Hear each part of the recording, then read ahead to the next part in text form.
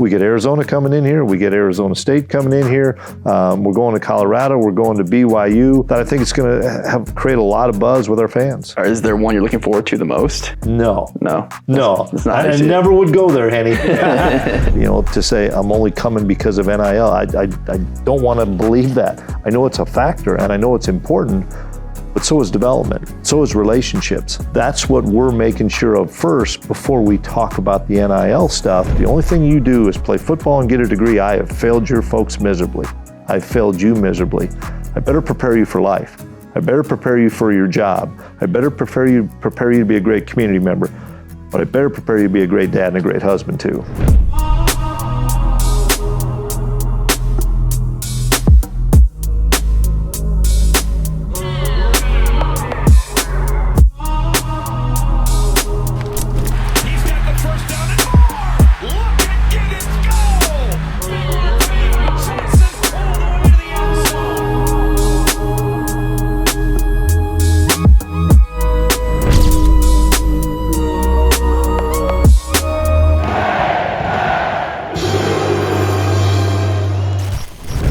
K-State family, thanks for tuning in to this episode of Cats Talk, hosted by Wildcat NIL. We hope you enjoyed the conversation. Be sure to like, comment, or subscribe wherever you find your podcasts, including Apple, Spotify, and YouTube. Please also follow us on social media. Your support makes it so we can continue to put out these podcast episodes. If you're looking for more information on NIL, please visit www.catsnil.com. Thanks for your support, and go Cats. Hey K-State family, welcome to this episode of Cats Talk, hosted by Wildcat NIL. I'm your host, Curry Sexton, along with my co-host, Ryan Henington. And on this podcast, we will bring you exclusive behind-the-scenes access to the most influential people at K-State. Today, we're thrilled to be joined by head football coach, Chris Klieman. Coach, thanks for joining us today. Great to be here. I can't believe your co-host, Ryan Henington, man. Henny, you have arrived. That's a good thing. That's a good thing. Okay, thank you. It's the founder. It's the guy who made the Wildcat NIL possible. Absolutely. So, Coach, we've had we being your football program and our NIL program. We've had a I don't know if you want to call it tumultuous. We've had an interesting ride over the last 6 or 8 months. I think your roster is full or near full. How does it feel to now be here in the early part of June and your roster is about where it should be? Yeah, we're at 124. We have 125 spots, much more at peace, thanks to Wildcat NIL, thanks to a lot of people on campus that have helped us land the right kids, so to speak. Once that transfer portal window closed and we were still bringing in a couple of guys that we were able to get, it's so much better. We just got done with the workout, and to see all the guys out there and you're like, okay, this is finally the team. We're excited to get back to work. Now, we've got a long ways to go. We've got a few, 6 weeks of summer left, and then we've got obviously fall camp before we put on the pads that first game. Sitting here today, how do you feel about this team? I know we've got some work to do, but how do you feel? We're deeper, I would say. This right now, on paper, we are. You got to stay healthy, but we're deeper at specific spots. Linebacker was one that we needed to get deeper. O-line was one that we needed to get deeper. Wide receiver needed to get deeper. But we are deeper at those spots. But it's still, I was just on a different radio deal, and expectations are really big and they're high, but in this league, anybody can beat anybody. And I like our guys. We've got a lot of work to do throughout the summer and fall camp, but this league's got so much parity, and there's really good teams, and it's imbalanced scheduling. You don't play everybody, but I'm excited because our guys know that there's a great opportunity in front of them if they continue to attack their workouts. So at this point of the year, what is the message to the team? Are you talking about one game at a time or a Big 12 championship? We're not talking anything from a seasonal standpoint, which may be a little different messaging than last year, coming off the 2022 Big 12 championship. And Coach True and I have had some good conversations about it of, let's attack this summer. Let's attack the fact that if I'm player X, I'm trying to go from 205 to 212 or from 290 to 297. Let's attack that and not worry big picture right now, because sometimes we get ahead of ourselves. And with all the new guys we have, how about our goal is we learn the heck out of the offense, we learn the defense, we learn what we're doing on special teams, we learn the terminology. So we're probably breaking it down a little bit more as far as older kids to new kids of what they have to improve on trying to get us to August 1st. Gotcha. And how has the transition been with Coach Wells and maybe things he's bringing over and things you want to keep here? Yeah, it's been really good. I saw that in the spring. We've always been able to be really good running the football, and we have to be more efficient passing the ball. I don't know if you'd say we're throwing it more, all this stuff. You got to be more efficient in your throw game, and that's what Coach Wells has brought. Coach Middleton's helped with that as well, with some of his experiences that he's had with throwing the ball. And we have some really talented wide receivers, and we've got quarterbacks that can spin it around. So even though DJ Giddens, don't anybody forget about DJ Giddens, because he's still going to get the rock a little bit, and we have some other running backs. We can talk about Dylan Edwards, but we have more guys that we can get the ball to in space. Now, Coach, to a quite similar question to what Ryan asked a little bit ago, talking about the expectation, you touched on it. It may not be any different. The approach may not be any different for you and your staff, but at K-State, we're not accustomed necessarily to being the team that everyone's touting as Big 12 favorite, college football playoff favorite. That's uncharted territory in ways for us. So how do you manage that expectation for your guys? Well, one, we're going about it a different way this year in the fact of nobody talked about us like that in 22, and look what we did. And then we talked a little bit about that in 23, and even though we had a good season, we let a couple of games slip that maybe the expectations were too much on those guys early on, and so that's why we're really tempering those things, because we've got a lot. You look at our offensive line where we lose the most guys. It's hard to think the expectations are where they're at, and preseason 1 or 2 or 3 in our league with a lot of new offensive linemen. But it's a credit to the fact that the guys that were backing those guys up are all kids who have been in the program 3 and 4 years. That doesn't happen anymore. Those guys are all gone, but they wanted to stay because I think it's a huge thing because of our locker room and because of Coach Riley. But those are the things that we're working on right now, is getting those guys that have been in our program for a while that are now going to get a great opportunity to play. That's kind of where our mindset's right now, is getting those guys ready for August 1st. And then we'll start talking about different expectations as we lead up closer to games. I see. How do you feel about the new conference realignment, new schedule, new destinations? It's different. For starters, with conference realignment, I don't think it's done. I mean, I'm on enough committees. I don't think it's done. I don't know if anything will happen this year, but you hear all the speculation of different schools and different leagues of what's going to happen. I don't think it's done. I know the Big 12 is really strong right now. We had our meeting in Arizona with the 16 teams, and I was able to meet a couple of the new coaches that I hadn't met. But then I'm having a conversation with Joey McGuire, who's a good friend of mine at Tech, and Dave Aranda and Sonny Dykes, and guys that I've known for a while and competed against. And I'm like, look at the schedule. We don't play Tech. We don't play Baylor.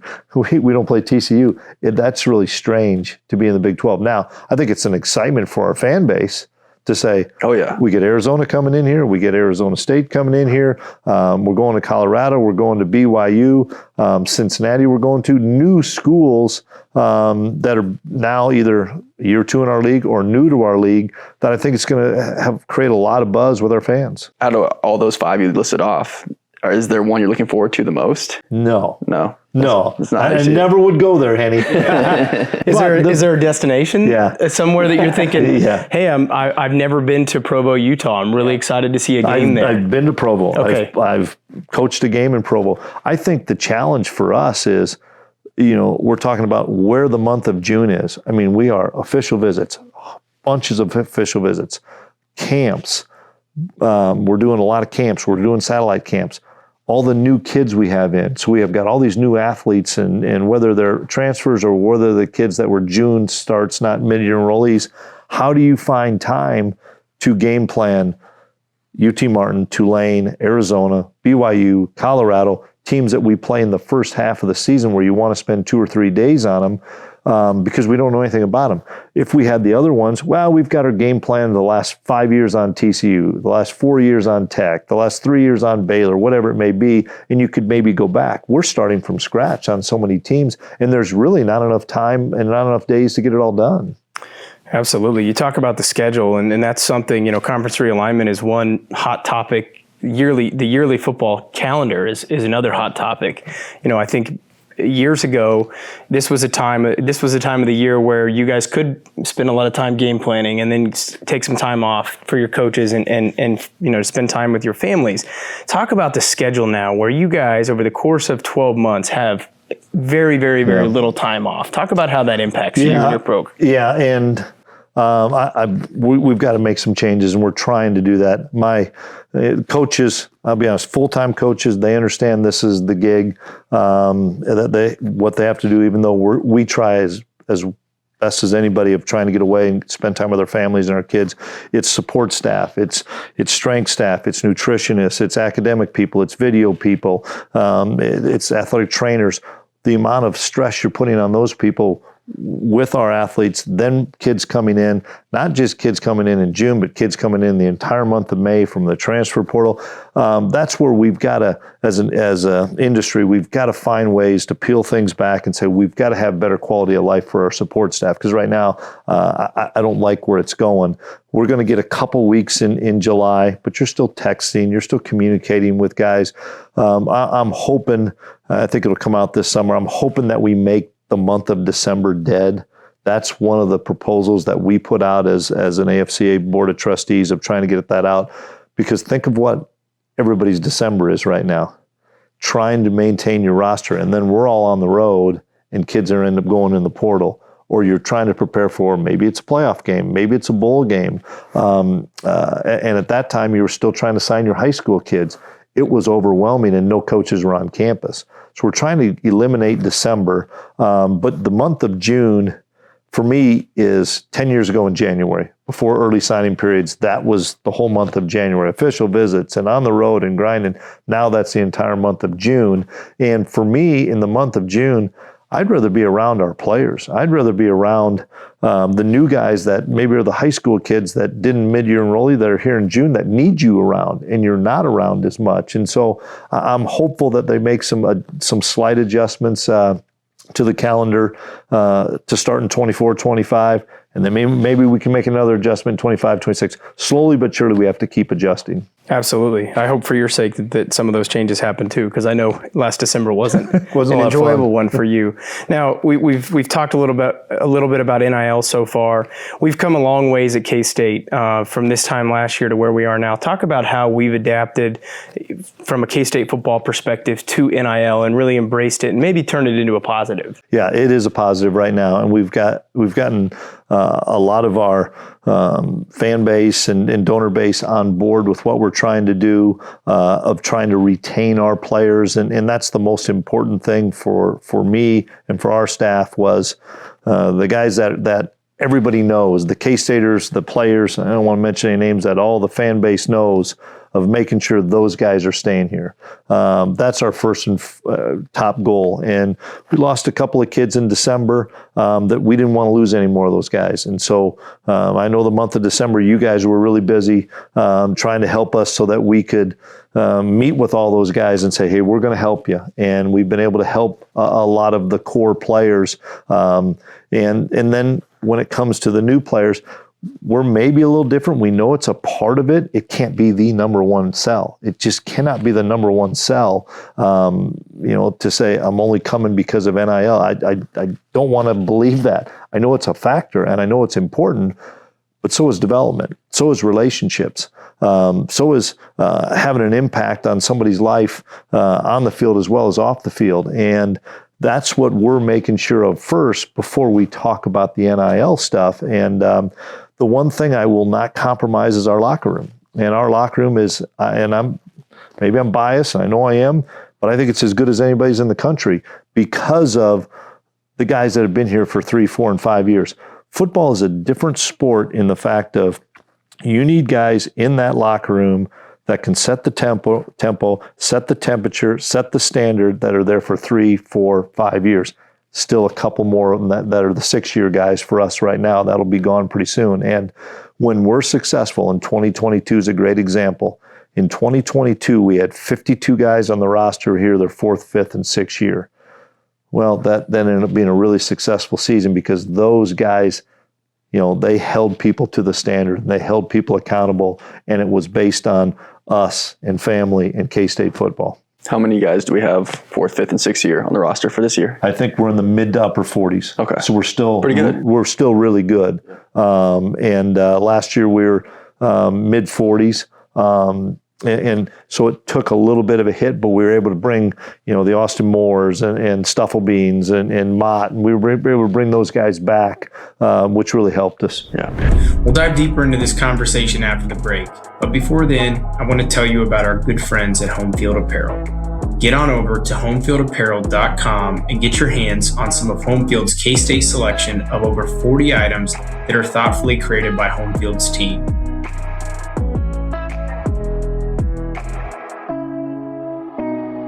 I personally have several pieces from their K-State selection, and I'm wearing my favorite Home Field sweatshirt today, featuring an old school Willie the Wildcat.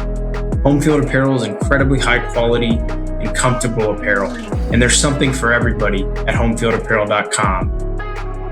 Be sure to use the promo code CATSNIL24 when you check out to get 10% off your order. And when you use that promo code, Home Field will donate 10% of your order back to Wildcat NIL so we can support K-State student athletes. Again, get on over to homefieldapparel.com today and use the promo code CATSNIL24. In your communication with other coaches, especially in the new Big 12, what ideas are you hearing, or what changes do you want to see happen in college football besides the scheduling for coaches and support staff? That's the biggest thing, is the calendar, of trying to, I don't think it'll happen.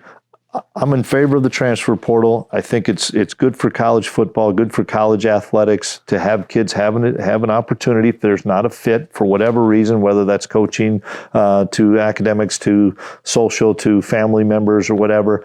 I wish we didn't have 2 portal windows in football. That's the thing. We're now a 2-semester sport. We used to be a 1-semester sport. Now we're a 2-semester sport. Be better to have 1. And if we continue with 2, then let's eliminate spring ball and go to an OTA model in the month of June, a la what the NFL does.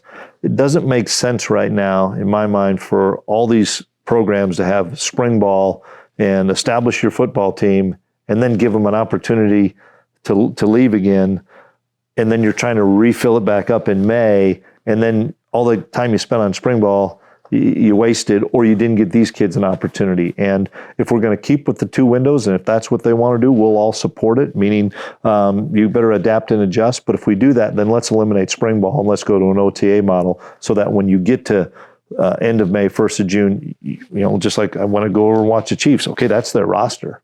And right now, when you come out and watch this in April, you're like, which one of these guys are still going to be here? You don't know. And those are some of the unintended consequences that we probably need to address. Yeah. Sounds like you have to face a lot of pressure and a lot of stress. I don't know if you and your colleagues all say that, or you other coaches. No, Henny, I've been doing this for a long time, and been blessed to be very successful in the stops I've made. For me, it's still the relationships, the impacts on young people's life, the fact that I probably rode your butt a few times when you were here, but I had a good enough relationship with you that you knew I cared. 100%, yeah. And the fact that we're going to have these conversations, whether it's in a setting like this or you and I see each other out somewhere, that's success for me, and that's still what I want. And you got to we can't spend a year and figure each other out. We've got to spend time. We got to spend 3, 4, and 5 years with each other, because that's the value of what college brings. And I know I tell parents and people all the time, if the only thing you do is play football and get a degree, I have failed your folks miserably. I've failed you miserably. I better prepare you for life. I better prepare you for your job. I better prepare you to be a great community member. But I better prepare you to be a great dad and a great husband too. I remember one time we were having a workout and you came and you talked to the team and you said, you guys after football, you guys are going to grow up to be husbands and fathers and businessmen. And I was like, wow, like for the first time somebody had like told me that there is life after this. Cause I mean, it's easy as an 18 to 22-year-old to just, okay, let's go play. Let's get bigger, stronger, faster. Yep. So no, I appreciate that. And you did coach me hard, everybody, but you did a really good job of like, giving me a pat on the back or, picking people up, especially when they needed it. Like you have a really high. And you don't realize how fast it goes. No. It goes like that. And you're like, Hadley Pandrew, who I have a phenomenal relationship with, I'm like, I cannot believe Hadley's going into his last season here. Right. It just goes so fast on all these guys. And that's the thing is, how many people can you impact on your journey? So some of the people that you did impact, I guess, current NFL players, do you keep in touch with them now? You bet, yeah. It was cool for me. I went to a Chiefs practice this week and hadn't seen Carson Wentz for a few years. Had texted with him a bunch, but hadn't seen him. And it was cool because we just left off right from our last conversation. And we had lunch together and talked for a long time and so reconnected, so to speak, but it just was very easy and very fluent. And I saw, Felix and I saw Echo and I saw Phillip. It was just awesome to see those guys in a new environment and know that you had a hand in preparing those guys for that next stage. So you talked a lot just there and previously about sort of the importance of development. You look at guys like, Felix is one of them. Look at guys on the current roster. Some of the guys who I think we're going to see more of this year, Andrew Linegang and John Pastore and, Damian Ilalio, guys who have grown up in this football program. With the two portal windows and NIL, how do you continue to be a developmental football program? Because I know that's something that you pride yourself on. Yeah, relationships. That's the number one thing.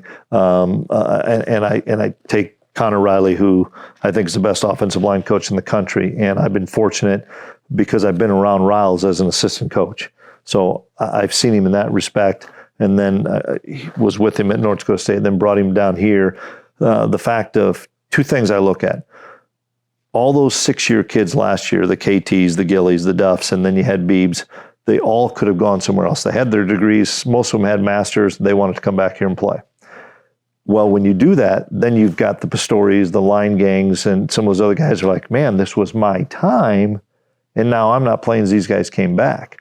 But because of the fact that they had an unbelievable relationship with Riles, an unbelievable relationship with their teammates, and loved what we're doing, loved our culture here, those kids stayed. And so that's development. We're lose 4 or 5 senior offensive linemen, and we're going to have 4 senior offensive linemen start for us next year or play significant amount of time for each other. And I'm like, that doesn't happen a lot of places. And I'm excited because I think some of the younger players can learn from some of those situations of if you bide your time and you develop, there's things greater than just football in front of you. And I believe this, and you know this as well. Every athlete needs to have adversity, not only on the field, but off the field. And do you have people that loved you and trust you and be around you enough to lead you to help you through that adversity? And, all of our offices up there, those doors are always open. And it's neat because at Kansas State, and I know this is one of the things that you and I talked about in your first couple of years with me, Henny, our kids are always around us. Our players are always up in our offices. Our players want to have interaction with us. They're not walking around on eggshells saying, I don't want to run into Coach Klieman or I don't want to run into Coach Malone today. They like that interaction because it's not all football. There's a lot of life lessons up there too.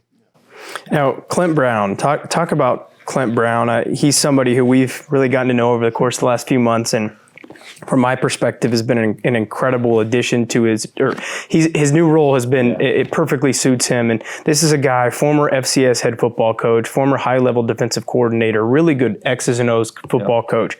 He's now serving in a different role. Talk about Clint and how that transition has been. Yeah, Clint's been a lifesaver for me, and I was so happy that when we put this position out there that he came to me and said, I'm really interested in it.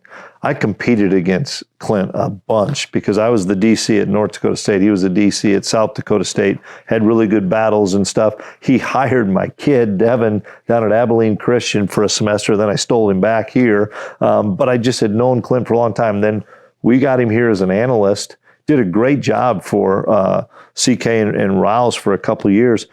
But when that position opened and he said he had an interest, I'm like, we're not using Clint's talents near enough as an analyst because he's just behind the scenes breaking things down. And he's a recruiter.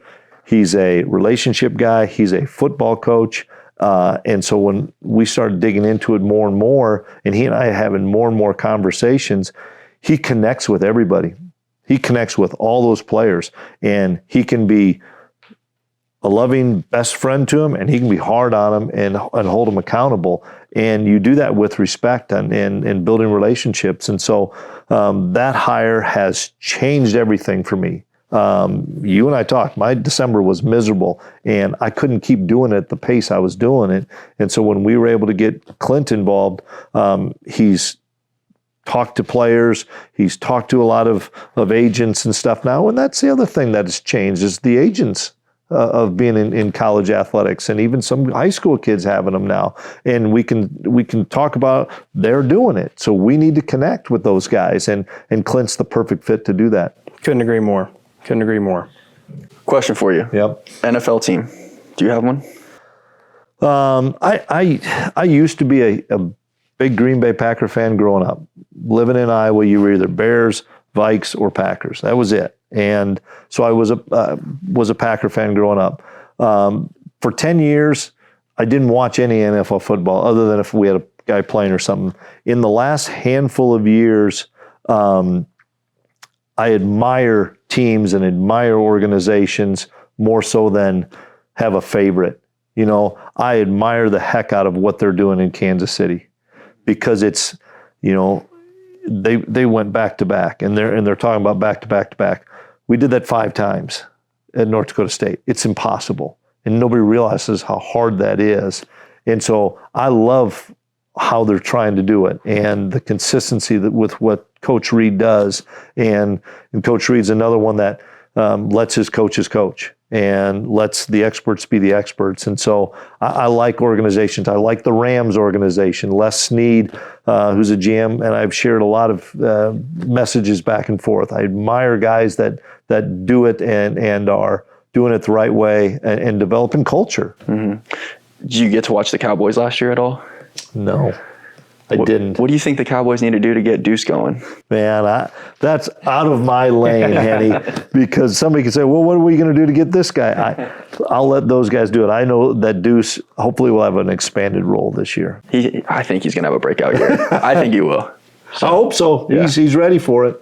Yeah. So how cool is it for you to see, I mean, there's obviously, you know, we've got guys come in here who are highly touted, coming in at a high school or the transfer portal, who go on and do big things. But we've also, you and your staff have also developed a lot of under-recruited guys to be NFL guys, and you know, multi-year NFL guys.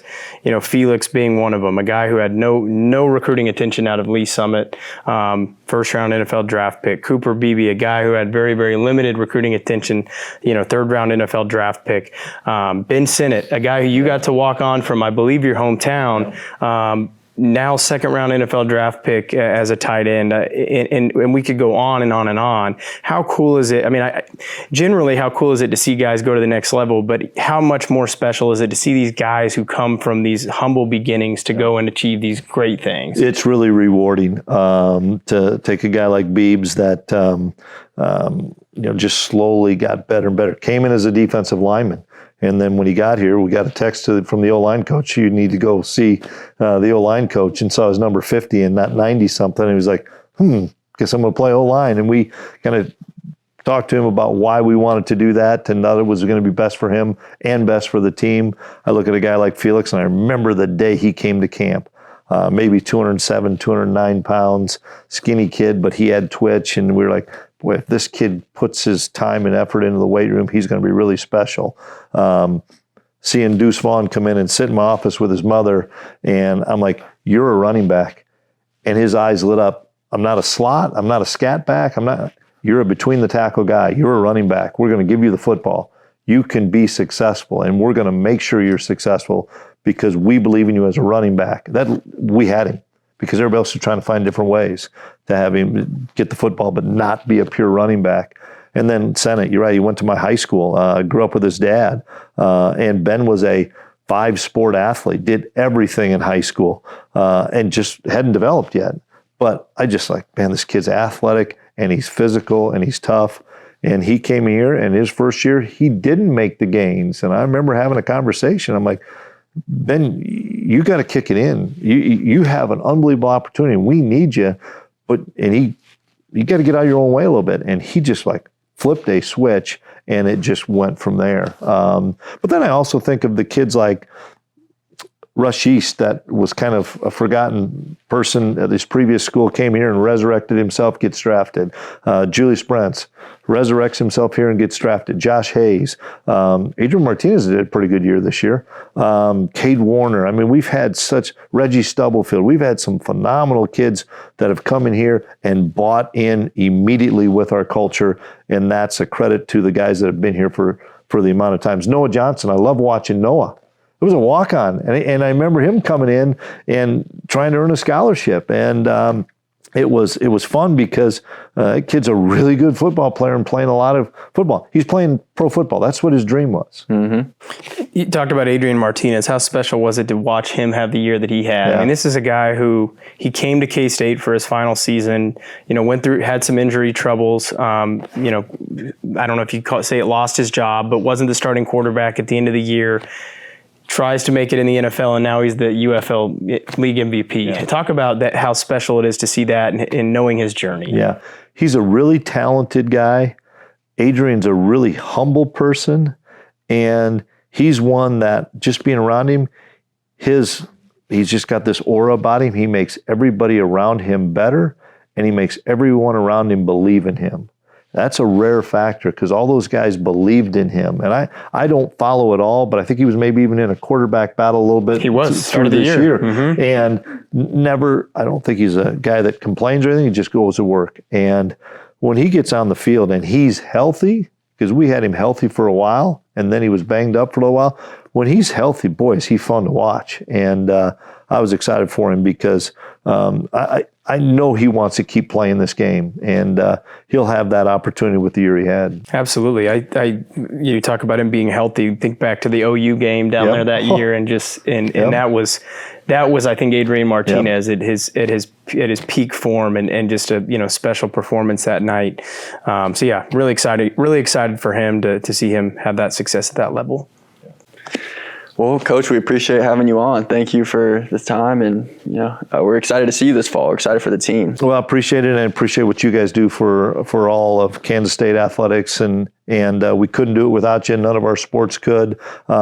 Keep supporting these guys. Keep supporting our athletes, and we've got one thing I say is we've got really good quality character guys on our football teams, and all of our athletic sports, and Wildcat NIL has been a huge difference maker for us. Thank you. Appreciate it. Thanks, Coach. Good luck this summer. Okay, appreciate it. Thanks, guys.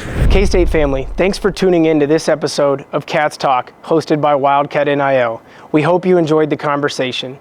And don't forget to like, comment, and subscribe, or even leave a 5-star review. And please follow us on social media. Your support makes it so that these conversations are possible. If you're looking for more information on NIL, please visit www.catsnil.com. Thanks for your support, and go Cats.